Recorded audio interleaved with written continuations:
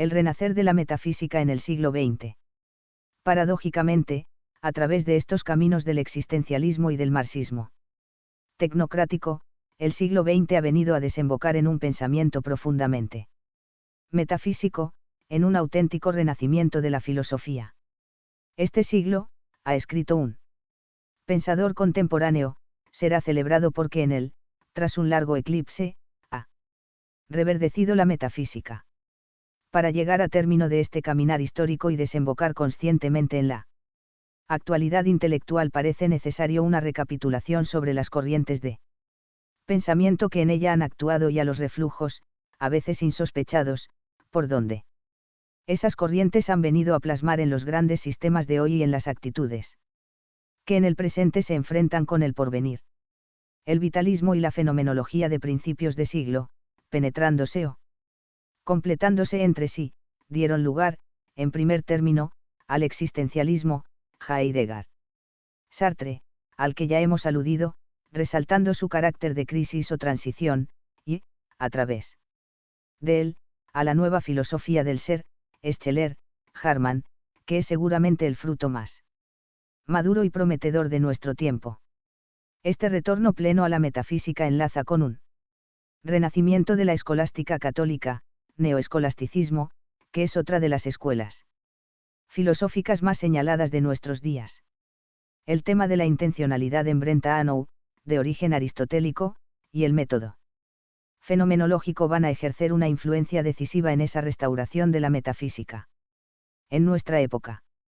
Tampoco dejarán de contribuir a ella, cada una a su modo, por acción o por reacción, las corrientes examinadas, la noción de vida como temporalidad y conexión de sentido, de Bergson y de Dilthey, la concepción del valor de la escuela de Baden, la misma situación límite de inhumanidad que ofrece el marxismo con su realización de un mundo guiado solo por la razón científica y la organización tecnocrática.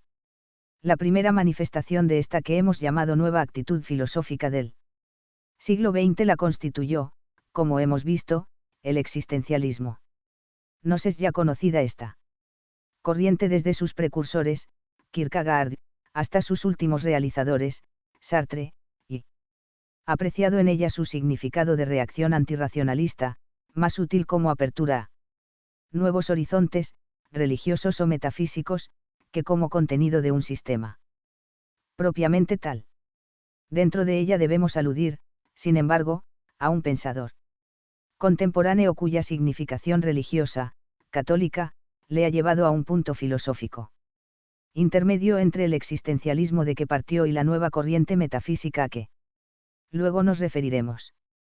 Se trata del francés Gabriel Marcel, 1889 a 1973, cuyo pensamiento, un tanto asistemático y disperso, ha llegado a contarse entre los más influyentes de la época contemporánea.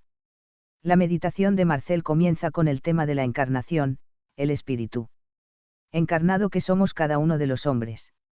Las relaciones que guardo yo con mi cuerpo no son las de ser ni las de tener, yo soy mi cuerpo, pero este no se identifica con mi yo, tampoco puedo decir que tengo o poseo un cuerpo.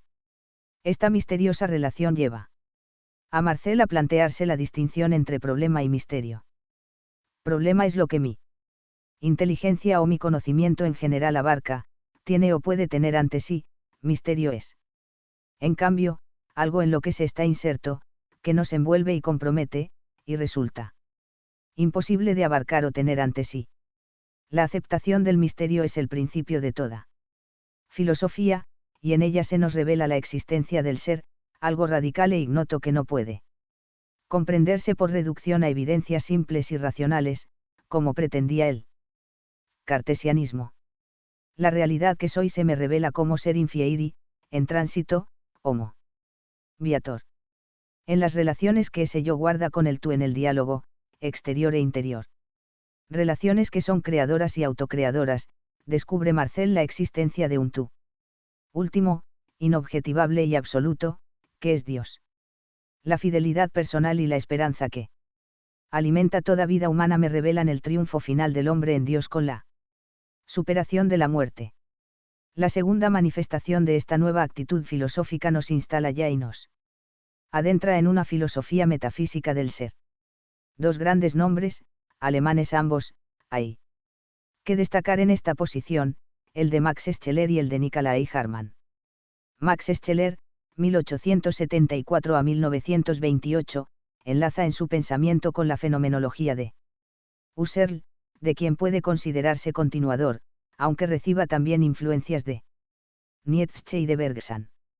Escritor sugestivo y apasionado, toca constantemente temas humanos, morales, religiosos, políticos, al hilo de su pensamiento. Espíritu profundamente religioso, y aun católico convencido en su época de plenitud creadora. Supo demostrar el fondo de resentimiento y negatividad que encierran los sistemas racionalistas y laicistas, filantrópicos, de los 2 siglos anteriores. Distingue Scheler 3 clases de saberes en el hombre: el saber inductivo, propio de las ciencias positivas, que se mueve por el instituto de dominación y utilidad; el saber de esencias, que surge del espíritu de contemplación, desinteresado, cuyo objeto son las realidades a priori; y el saber metafísico o de salvación, que surge de la conjunción de los otros 2 saberes y se pregunta por el ser y destino del hombre así como por el sentido de cuanto es. Max Scheler llama a priori, objeto del saber de esencias, a todas aquellas unidades significativas, esencias, proposiciones, estructuras, que se dan con independencia de toda existencia o posición, por parte del sujeto que las piensa. Y no existe, según él, solo un a priori cognoscitivo, sino también un a priori emocional, un orden del preferir o del amor, inaccesible al puro conocimiento, pero que un análisis fenomenológico nos descubre a través de una peculiar referencia intencional. Esto lleva a Scheler a admitir en la realidad, junto al ser que se capta por él conocimiento sensible o intelectual, el valor, realidad ideal sui generis que se capta por una intuición emocional, cuyo acto es la estimación. Las cosas, además de ser, valen, y el valor, utilitario, estético, moral, religioso, etc., es aquello que les hace poseer la calidad de bienes. Bienes, en el lenguaje de Scheler, el ser que posee un valor, el ser valioso. Por este camino se constituye este autor en el principal teórico de la doctrina de los valores o axiología, corriente muy característica de la filosofía actual.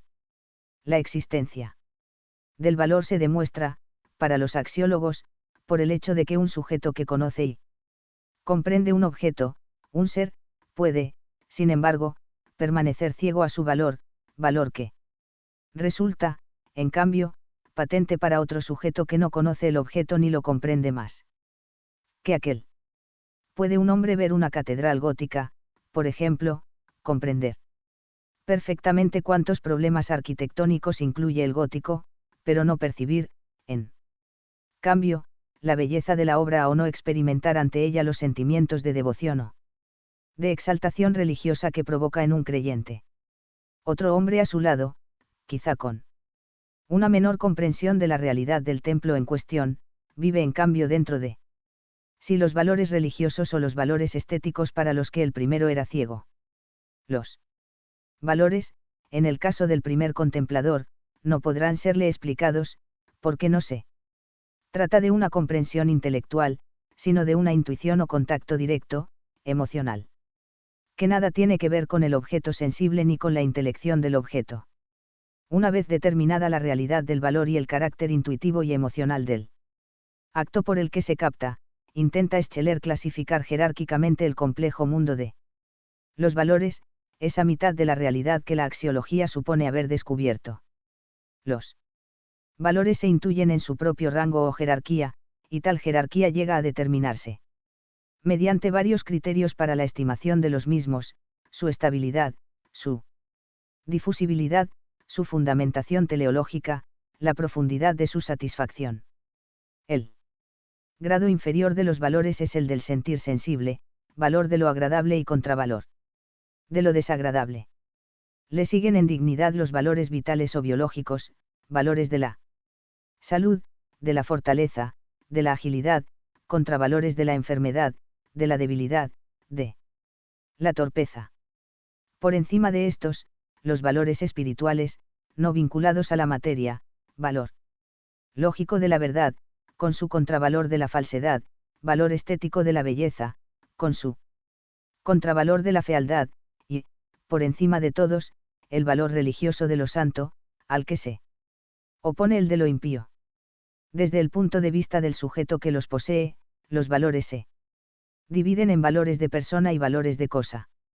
El valor moral es eminentemente valor de la persona, la bondad se dice primariamente de la persona que lo es, y secundariamente de los actos que realiza, es buena moralmente la persona cuyo preferir se acomoda a la jerarquía de los valores. Incluso los valores de cosa, la utilidad de un objeto, la belleza de un paisaje, son realizados por la persona. De aquí que la persona se defina por los axiólogos como el sujeto portador y realizador de valores. La axiología tiene también, como el existencialismo, un cierto carácter de reacción. Casi desde el origen del racionalismo moderno había aparecido la tendencia de separar netamente los juicios de ser de los juicios de valor. Los juicios de valor se consideraron extracientíficos y se interpretaron como meras reacciones subjetivas, ajenas a la realidad misma que es el ser indiferente, objeto de la ciencia físico-matemática. Recuérdese Locke, página 214. La realidad toda, según el cientificismo racionalista, podría reducirse a un sistema de átomos regido por leyes matemáticas, la cualidad y el valor serían modos subjetivos de reaccionar ante lo real.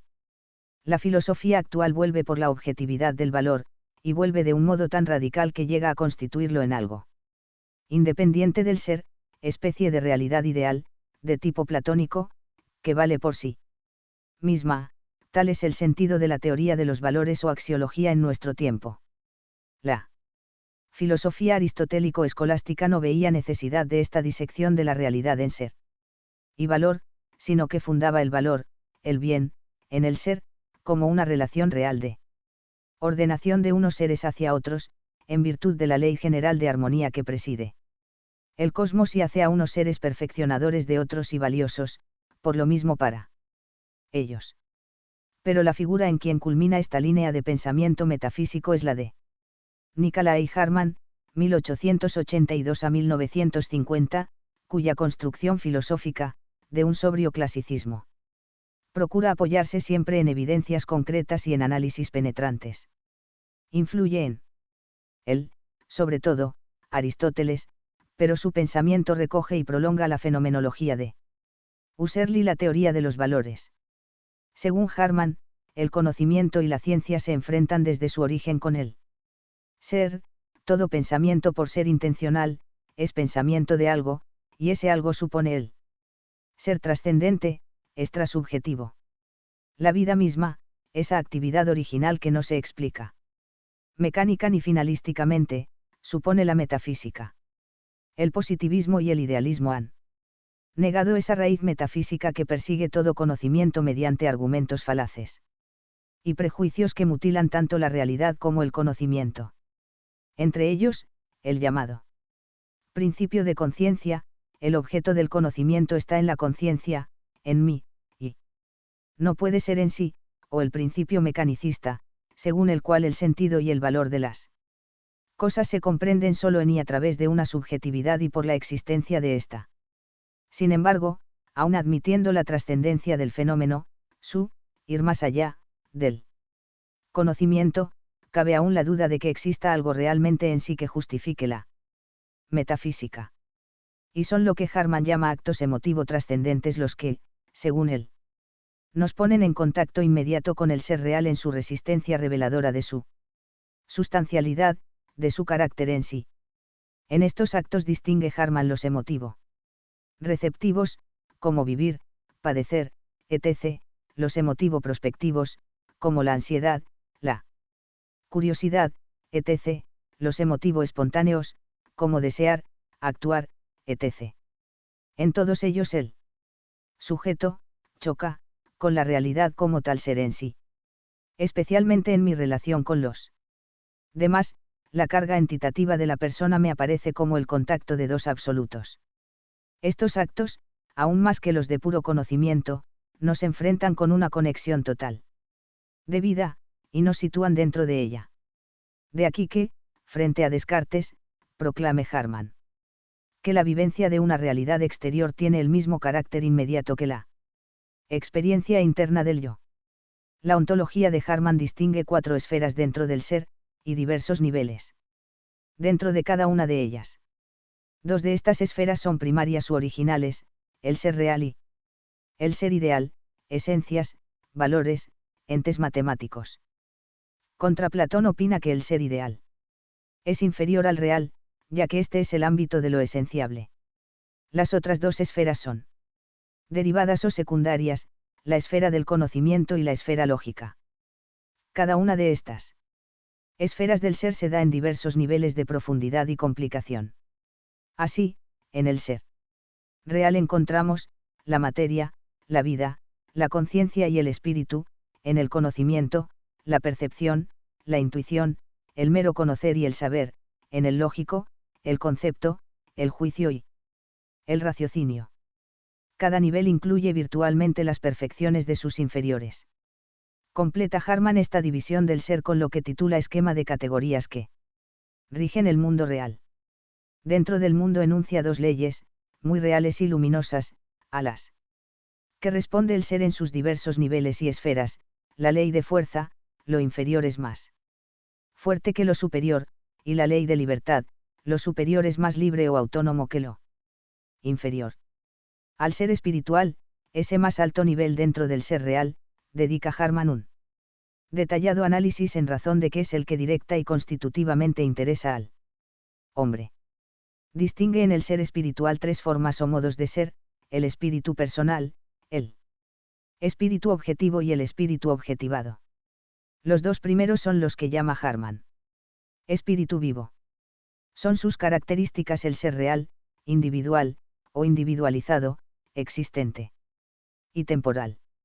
El ser espiritual vivo, seres espirituales singulares o realizaciones objetivas vivas, como el espíritu de un pueblo, es proceso, es decir, ser temporal acumulativo o irreversible. Es inespacial aunque vinculado a un espacio, es decir, depende del ser corporal, espacial, al que maneja, con la misma relación e independencia del que domina. Respecto a las realidades dominadas, es también actual, vertido hacia un instante siempre presente.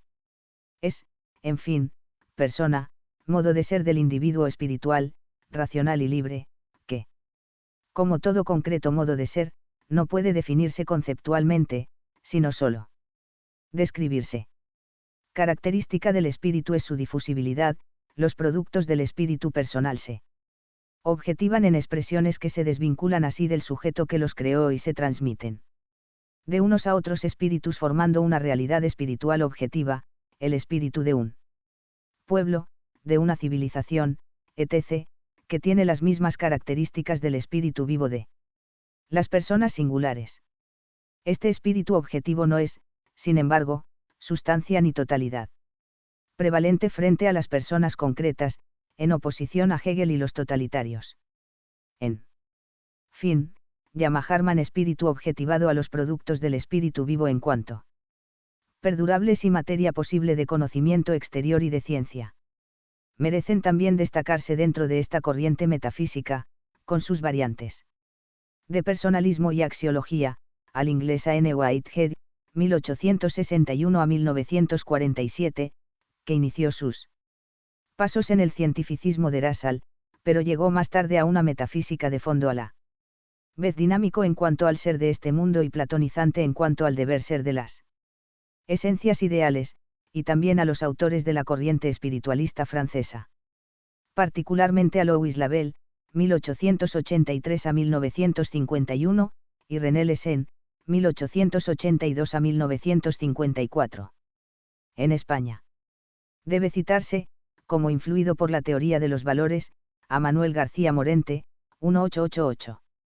1942, y a los profesores Javier Zubiri, 1898 a 1983, y Leopoldo Eulogio Palacios, 1912. 1982, autores independientes de inspiración aristotélico-escolástica, no ajeno el primero a la influencia de Heidegger y de la fenomenología, ni el segundo a la de Schopenhauer.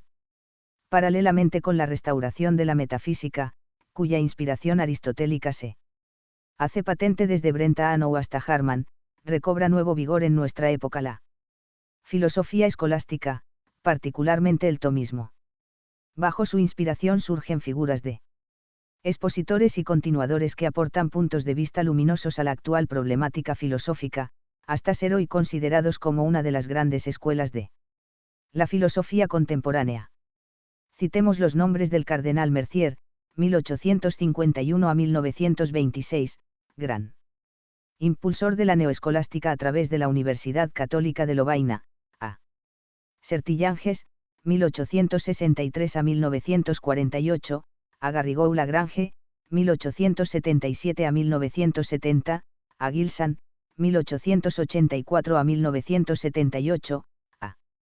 Grabman, 1875 a 1949, y Maritain, 1882 a 1974. En España, después de la extensa y luminosa recopilación del pensamiento hispánico, ortodoxo y heterodoxo, que realizó Menéndez Pelayo, 1856 a 1912, han de destacarse Gómez Izquierdo, 1870 a 1930. Ángel Amor Ruibal, 1869 a 1930, y el dominico P. Ramírez Dulanto, 1891 a 1966, por no citar a otras figuras universitarias o eclesiásticas, cuya obra está todavía en pleno desarrollo.